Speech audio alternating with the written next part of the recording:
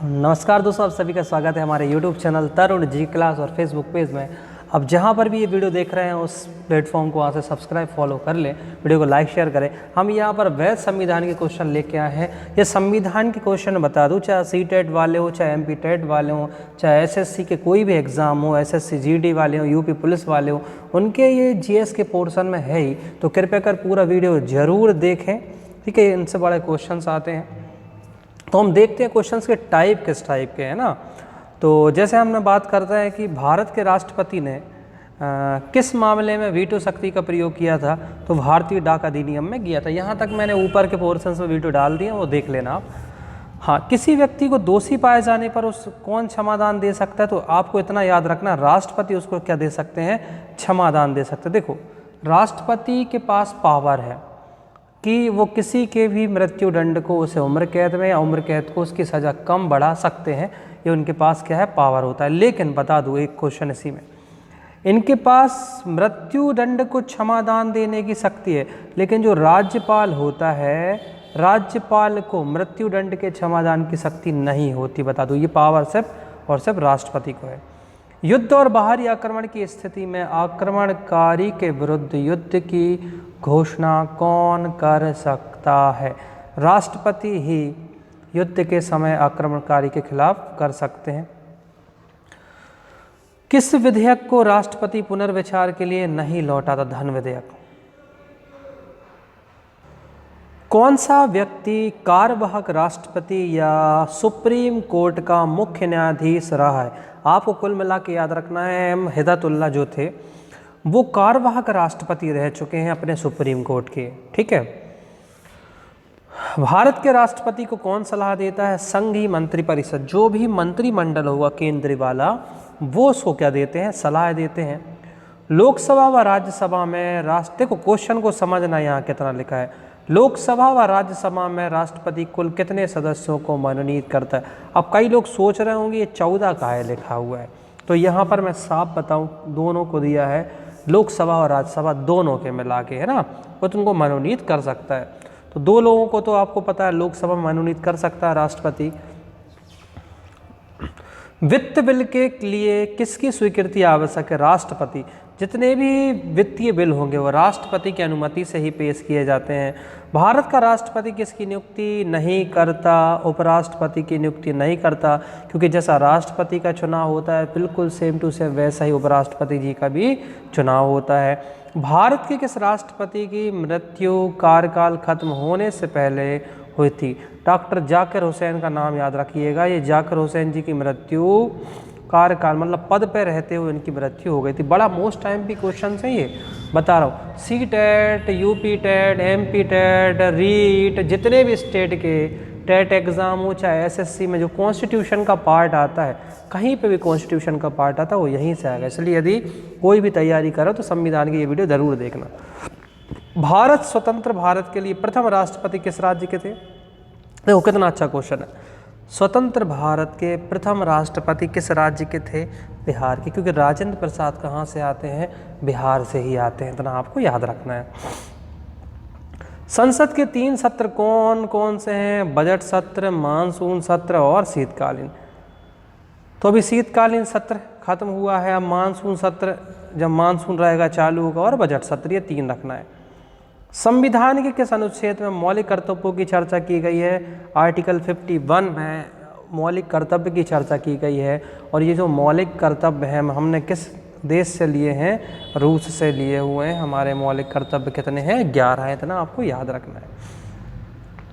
लोकसभा के सदस्यों को शपथ कौन दिलाता है? Pro tem speaker. देखो पहले दिन जब लोकसभा लगती है तो लोकसभा के अध्यक्ष नहीं चुने जाते, तो ऐसा प्रोटेम स्पीकर किसी को भी चुन लिया जाता है, ठीक है।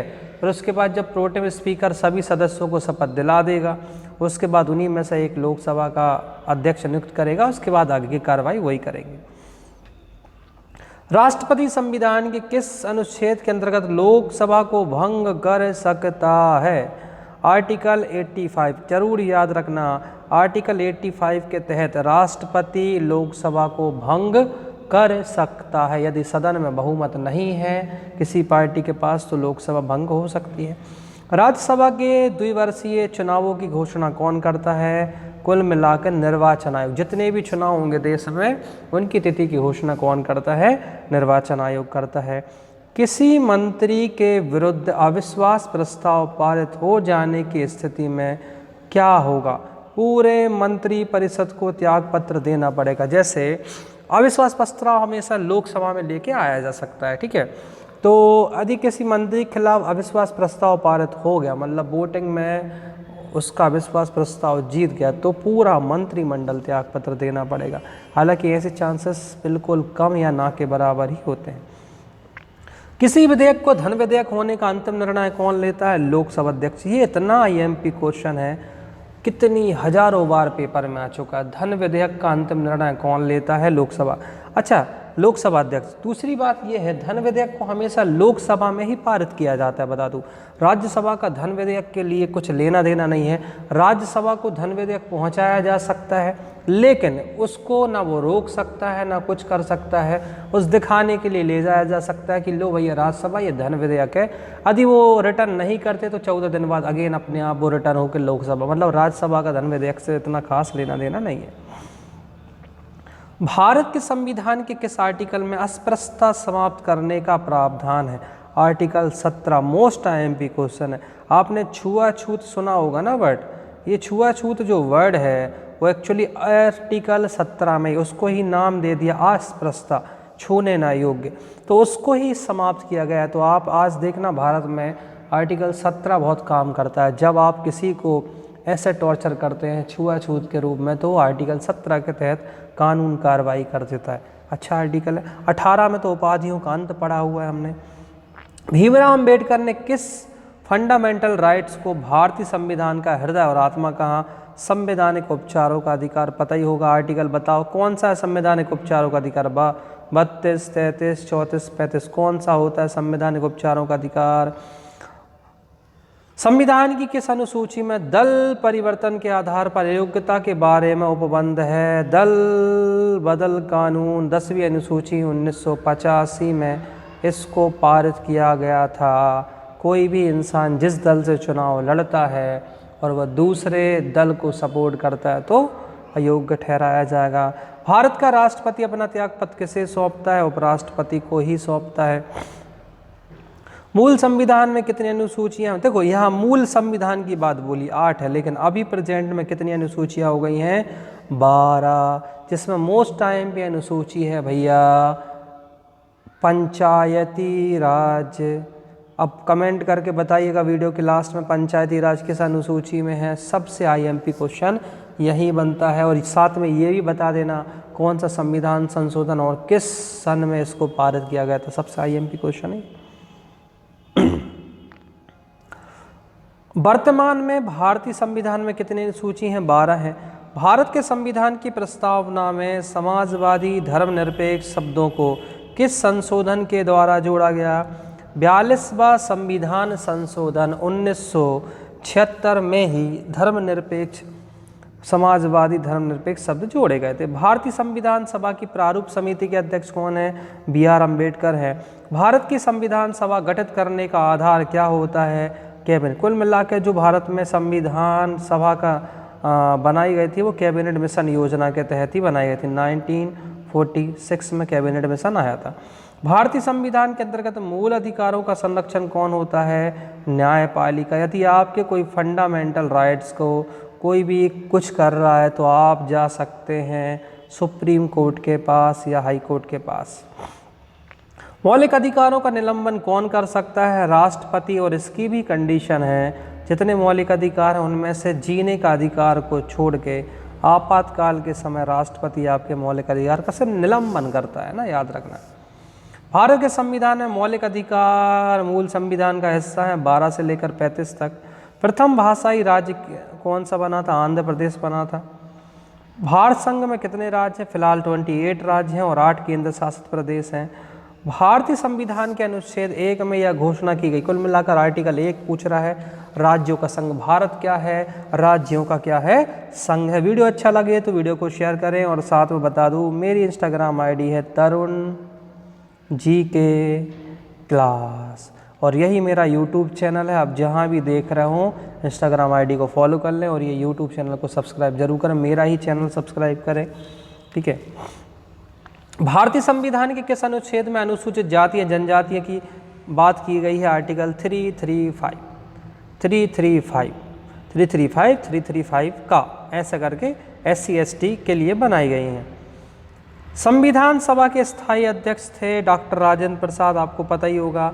लोकसभा की सदस्यता हेतु न्यूनतम आयु होना चाहिए 25 ईयर, चाहे लोकसभा की बात करें और चाहे विधानसभा, दोनों की उम्र होती है 25 साल। मतलब चीफ मिनिस्टर, साथ में प्रधानमंत्री या प्राइम मिनिस्टर 25 साल में बन सकते हैं, लेकिन राज्यसभा में जाने की उम्र होती है 30 साल और राष्ट्रपति और उपराष्ट्रपति का चुनाव लड़ने की उम्र होती है 35 साल।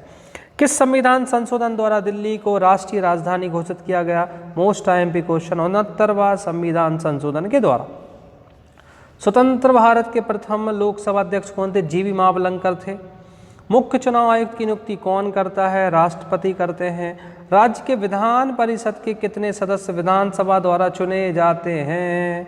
1/3। तो राज्य के जो विधान परिषद होगा, देखो अभी फिलहाल तो बहुत सारे राज्यों में विधान परिषद है और कईयों में नहीं रहता। ठीक है।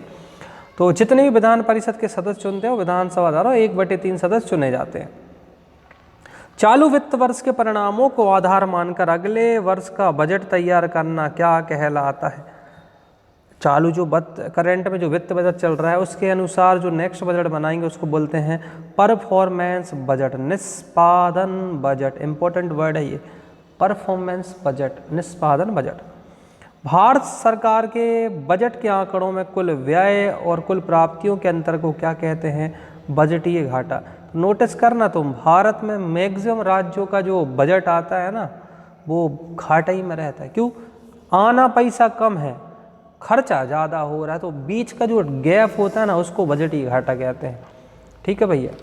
तो ऐसे हालात हैं, भारत के कर्ज पे चल रहा है। हालांकि भारत सरकार के पास पैसा बहुत है, कोई भी लोन देने तैयार है भारत सरकार को, क्योंकि उनको पता है कि भैया भारत के पास पैसा बहुत है, मेन पावर है, एजुकेशन है और प्रकृति ने भी हमें बहुत रिसोर्सेज दिए। नीति आयोग भारत के संविधान के किस अनुच्छेद के तहत संगठित किया गया है? अच्छा, नीति आयोग के बारे में बताते। देखो NITI, नेशनल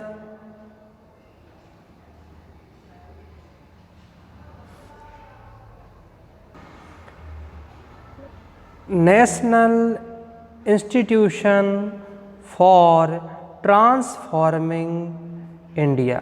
ये नीति आयोग का क्या है भैया? फुल फॉर्म है national institution for transforming India.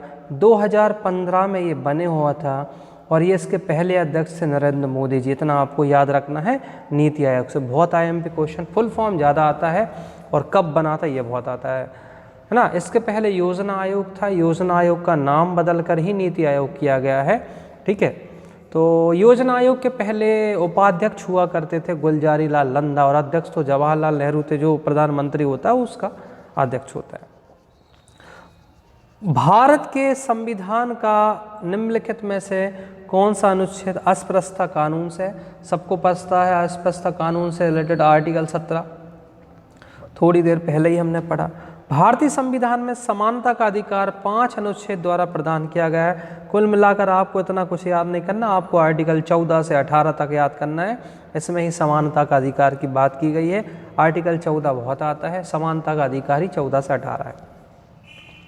Lok Sabha या विधानसभा के निर्वाचन में एक उम्मीदवार अपनी जमानत की राशि खो देगा अगर उसे कुल वैध मतों का 1/6 से कम प्राप्त होगा। मतलब कुल मिलाकर लोकसभा विधानसभा के चुनाव में यदि जितने भी वैलिड वोटर हैं उनका आप 1/6 भाग नहीं लेके आ पाए वोट, तो आपकी जमानत क्या हो जाएगी? जब्त।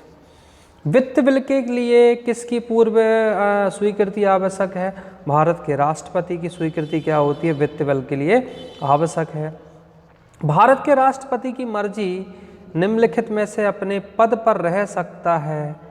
राज्यपाल। देखो राज्यपाल को जो भी नियुक्त करता है वो भारत के राष्ट्रपति करते हैं और राज्यपाल अपना त्याग पत्र भी किसको देता है? राष्ट्रपति को ही देता है। निम्नलिखित में से किसकी नियुक्ति भारत के राष्ट्रपति द्वारा नहीं की जा सकती? लोकसभा अध्यक्ष। मोस्ट आईएमपी क्वेश्चन है। लोकसभा अध्यक्ष को भैया मनोनीत नहीं करते। और कभी भी एक चीज और बताऊं, लोकसभा अध्यक्ष पद की शपथ नहीं लेता, वो नॉर्मल एक सांसद की तरह ही क्या लेता है, शपथ लेता है। तो ये क्वेश्चंस को आपको याद रखना है। हाँ? संविधान का कौन सा अंश भारत के नागरिकों को आर्थिक न्याय प्रदान करने का संकेत देता है? राज्य के नीति निर्देशक तत्व। निम्नलिखित में से किस संविधान में मूल कर्तव्यों को स्थापित किया गया? मूल कर्तव्य 1976 आपको पता होगा, आर्टिकल 51 का में 11 मूल कर्तव्य हैं आपके। मौलिक अधिकारों में संशोधन करने में कौन सक्षम है? संसद ही आपके फंडामेंटल राइट में संशोधन कर सकते हैं। एक लास्ट क्वेश्चन है, संविधान के किस भाग में नीति निर्देशक तत्वों का उल्लेख किया गया है? तो चतुर्थ भाग। ठीक है, जो चौथा जो भाग है उसमें ही नीति निर्देशक तत्व की बात की गई है। 36 से लेके 51 का या 51 तक बहुत आता है। 1 से 4, 5 से 11, 12 से 35, 36 से 51। तो उनको भाग को याद कर लेना। वैसे आपको 22 के 22 भाग, 12 अनुसूची और लगभग 395 आर्टिकल याद ही रहना चाहिए यदि आप वास्तव में सरकारी नौकरी की तैयारी करें। मैं आपको एक बढ़िया ट्रिक के द्वारा ये याद करा दूंगा। सिंपल जो ज़्यादा आते हैं उनको करा दूंगा। पर यदि आप नए हैं तो वीडियो को सब्सक्राइब शेयर करें, चैनल को सब्सक्राइब करें, पेज को फॉलो करें और हमारे साथ बने रहें। इंस्टाग्राम आईडी पर हमें फॉलो कर सकते हैं यदि डायरेक्ट आप हमसे बात करना चाहते हैं। मिलते हैं हम नेक्स्ट वीडियो में। जब तक के लिए जय हिंद, जय भारत, जय महाकाल। कैसा वीडियो लगा कमेंट करके ज़रूर बताइएगा।